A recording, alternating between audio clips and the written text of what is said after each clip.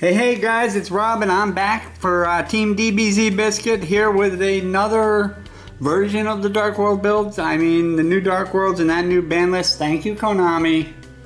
And I do say thank you for bringing back my boy Morphing Jar and bringing back Card Destruction in the same ban list. But yep, Dark World is still a favorite and it will be forever. Like I said, there's multiple versions now. You got Danger Dark World, you got, you know, straight Dark World. In here I might surprise you with a few things, so let's get into it right away. You know, I start off with my 1/4 tour guide. Tour guide is great because it allows me to bring out another fiend, and I'll show you right now.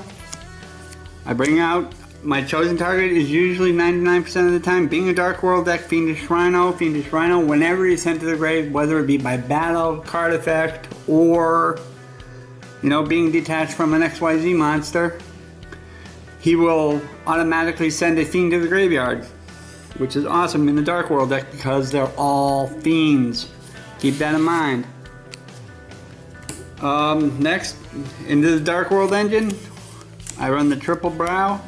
Triple Brow is great because if he's sent to the graveyard by a card effect, he gets to draw a card.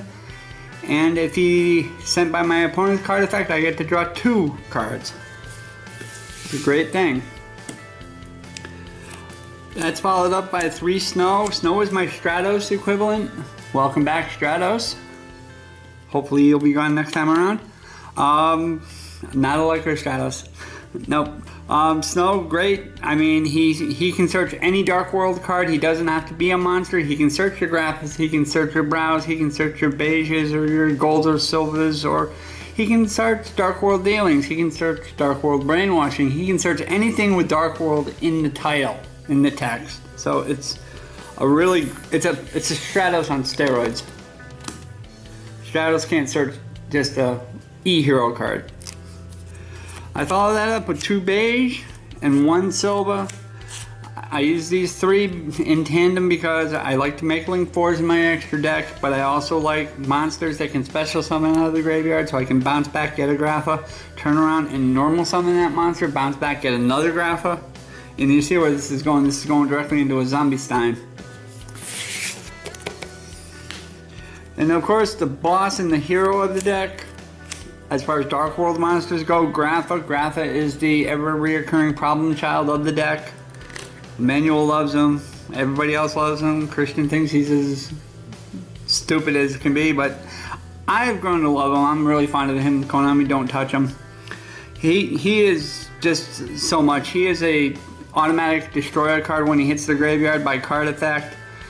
He can inherit summon himself out of the graveyard by bringing a Dark World monster, and then if he is sent by your opponent's card effect, which is even stupider, he becomes a special summon out of your opponent's hand if you randomly choose a monster out of their hand. He does just a lot of stuff. He just does some really crazy stuff.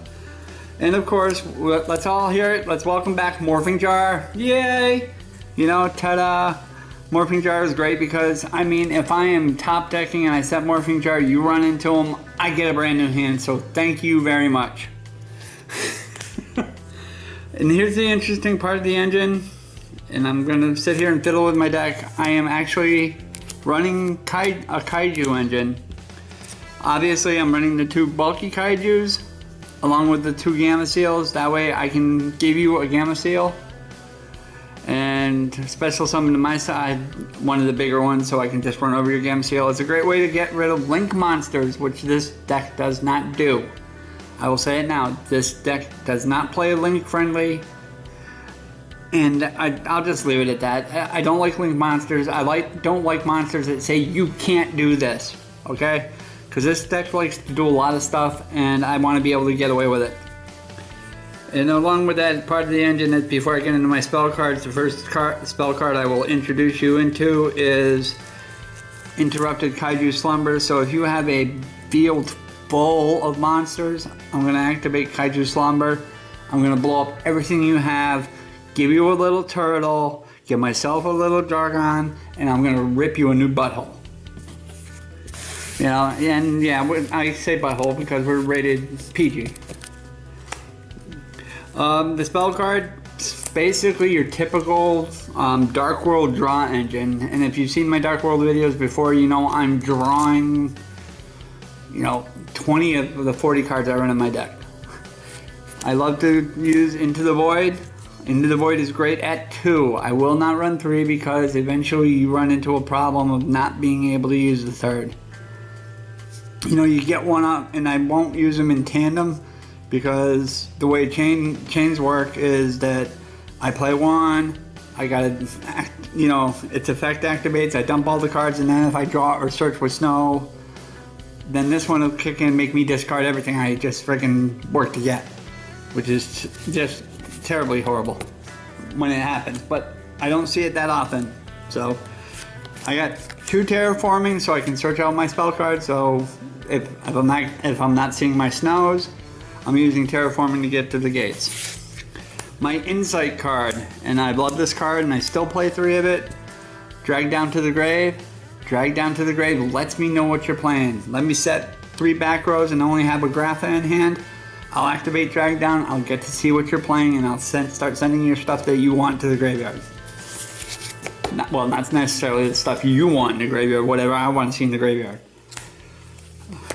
My 1/4s are an army, 1 Monster Reborn, 1 Regeki, 1 Foolish Burial, and I'm not running Dark Hole in this. Okay, I guess I'm not, but that's okay. Regeki is much better than Dark Hole because Regeki will take out your opponent and not you. But yeah, definitely. Foolish Burial, self-explanatory. Get that Grapha in the graveyard turn 1. Monster Reborn, bring that Grapha right back out. Or hey, you know what? You Kaiju somebody's Crystal Wing, Monster Reborn their Crystal Wing. Let them see how it feels. Another 1/4, and thank you again, Konami. It was like Christmas for me on the ban list. All you had to do was give me Kaiser Coliseum back and I would have been your biggest fan. Card destruction. Make your opponent dump that hand that he just, that he's got there, and make him dump it. Let him rebuild. And of course, the field spell wouldn't be Dark World without Gates as Dark World. Dark World is a part of the draw engine. You banish a snow or you banish a Fiendish Rhino. You dump a Brow, you get to draw 2. You dump a Grapha, you get to freaking blow something up on the field. You get a Beige, you dump a Beige comes out, you bring it back to your hand, you special summon Grapha. Normal summon that Beige again, bounce, get another Grapha. It's a nightmare sometimes. I run 2 Allure of Darkness. Allure of Darkness is great because 98% of the monsters in here are dark. You'll always have a dark in your hand. I mean, don't get me wrong, there have been times I've been dumb about it and I played Allure and I came up empty and I had to ditch my whole hand, but it happens less than that, And of course, I also run 2 Dark World Dealings, A, because I don't have 3, and because it does get really clunky and it's kind of dumb when you're running a Dark World deck and you draw Dark World Dealings, you play it, and you draw a Dark World Dealings, and you have to dump, it's pretty much a waste to run 3. I like the idea of 2. And of course, my 1 single solitary trap card, Skill Drain. And I see everybody out there right now cringing at Skill Drain because Skill Drain it slows the whole game down. Unless you're running MST, Twin Twister, Cosmic Cyclone, something to get rid of it. Which not a lot of decks are doing nowadays. I will say that. I do not see a lot of back row destruction. Skill Drain doesn't affect my monsters because all my effects happen in the graveyard. Yours, on the other hand, well, stuff happens. But that's the main deck build. The extra deck, I run primarily rank 3s, 4s, and 8s. My 3s, Dante. Dante is great in this deck because you can make them with Tour Guide, detach that Fiendish Rhino, mill 3, add that Grapha to the grave, so you already got Grapha set up plus whatever else you need in there. I run an Acid Golem just because I like to sit there and beat people up with 3,000 attack power monsters. I run 1 Zen Mains. Zen Mains is great because he's a stall tactic in this deck.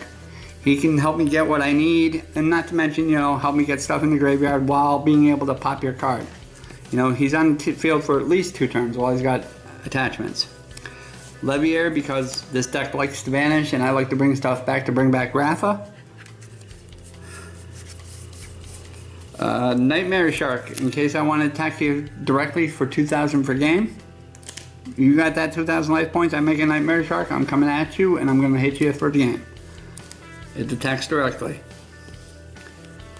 A Levier, because it's always nice to be able to detach that Rhino, put that Graph in the graveyard. Like I said, there are so many routes to go with rank 3s. And as I said, also, this deck does not play well with Link monsters.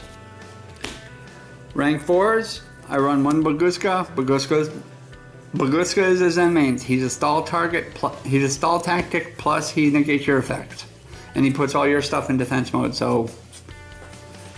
One Castel, bounce that annoying thing off the field, you know, just to get it out of my way.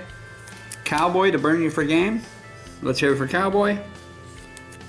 Number 85 Crazy Box, because when Skill Drain's on the field and Gates is on the field, he's a 3,300 beater that you're just going to love to see coming at you.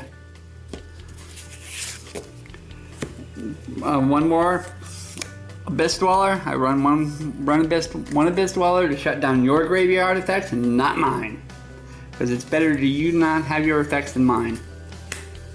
And I need my effects. But onto the rank 8s, I run one Heliopolis.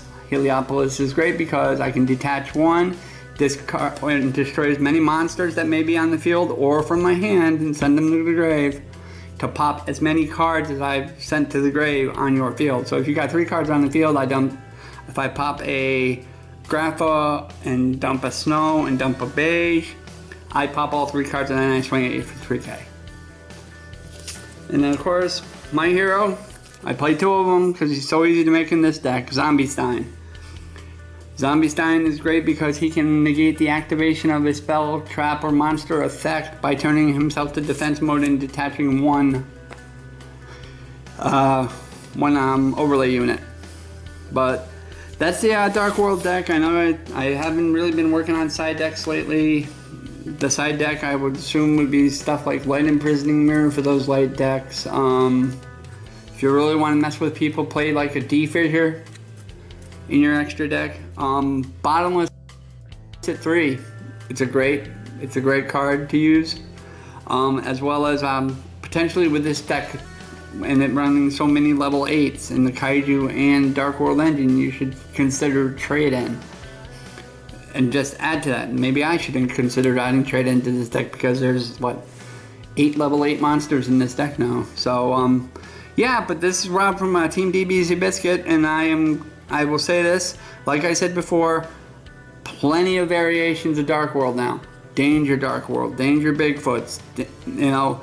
Yes, I would build them, but I'm not a guy who goes out and buys cards at $40 a whack. I can't do it. I'm a working class guy, you know, so I just have to do what I can do. I mean, I got 3 Danger Zones, but I haven't pulled a Danger Monster out of any pack I've played or bought, so. Alright, but, you know, like, subscribe to this channel. I'm Rob from Team DBZ Biscuit, and I am out of here.